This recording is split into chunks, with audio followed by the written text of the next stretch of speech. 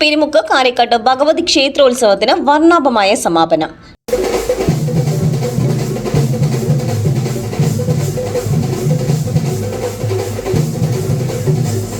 ഗജവീരന്മാരുടെ എഴുന്നള്ളിപ്പോടെയാണ് പകൽപൂരം ആരംഭിച്ചത്.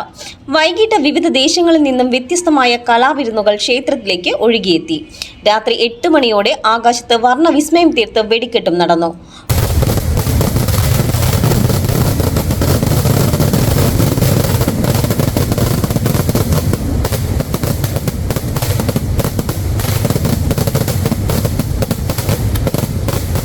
ഉത്സവത്തിന്റെ ഭാഗമായി ഗാനമേളയും ഉണ്ടായിരുന്നു. പുലർച്ചെ പതിവ് ചടങ്ങുകളോടെ ഉത്സവം സമാപിച്ചു.